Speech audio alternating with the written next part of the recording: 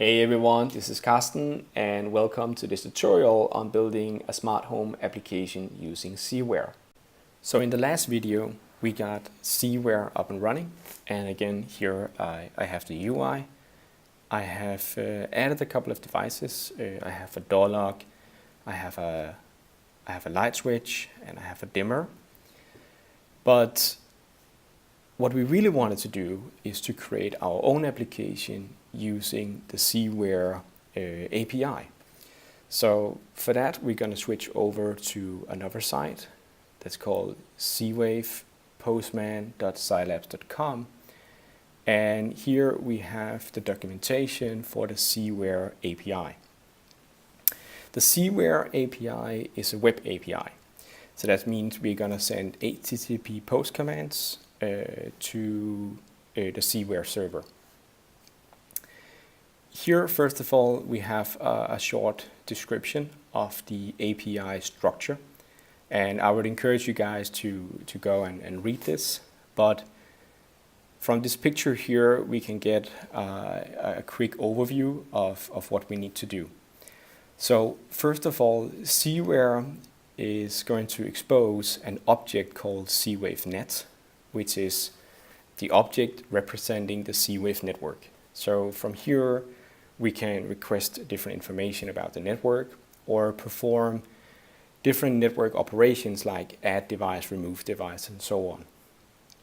But also the Z-Wave-Net object has a node list, and this is a list of the Z-Wave devices, Z-Wave nodes that are in the network. Each Z-Wave node is represented by a Z-Wave node object. And again, here we can request information about the node, or we can perform actions on the node like update or check if the node is failed. Each Z-Wave node will have an endpoint list. And in here, a node will, as minimum, have one endpoint. But some Z-Wave devices might have multiple endpoints. This could, for instance, be a power strip with multiple outlets, where each of the outlets will be represented by an endpoint.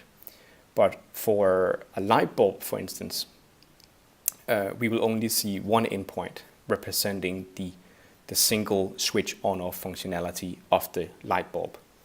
So most devices will only have one endpoint, but we might see devices with multiple endpoints. Each endpoint is represented by a Z-Wave endpoint object, and here we can request information about the endpoint. But the endpoint also has an interface list, and the interfaces links to the Z-Wave command classes. So this is the actual functionality of the device. So for instance, we will be able to get an interface called binary switch. And this is the interface that we're going to use to turn a switch on and off within the device. So the concept is that when we start our development here, we first of all need to log in to Z-Ware to get a handle for the Z-Wave network. With that, we can loop through the node list to get a handle for the node that we would like to control.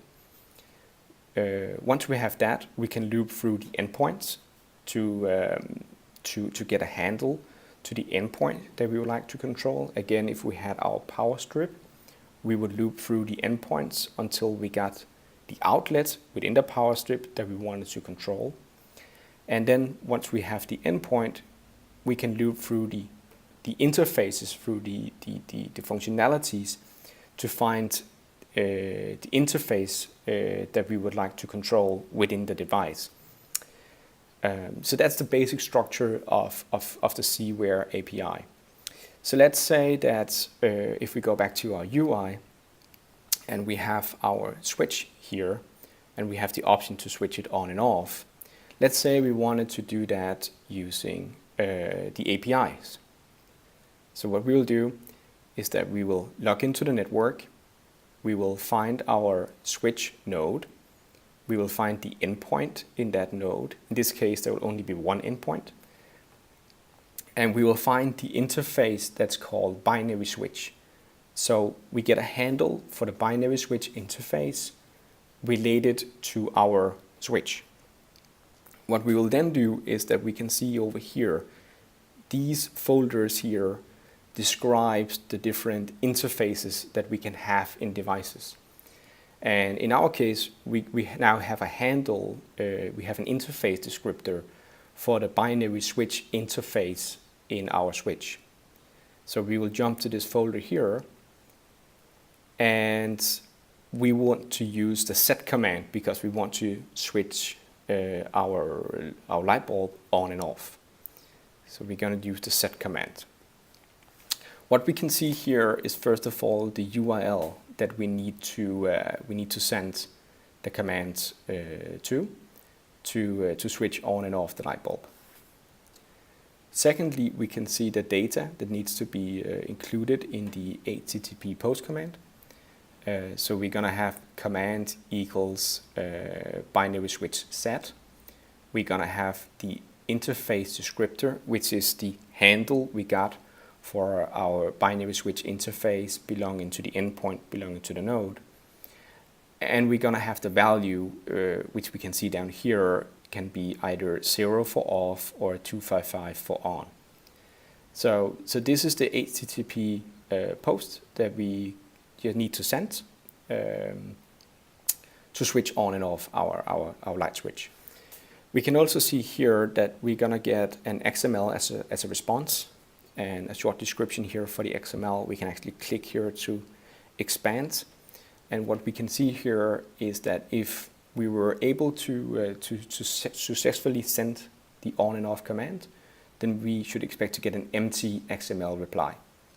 Whereas if there was a problem, we should expect to get one of these error situations. Okay.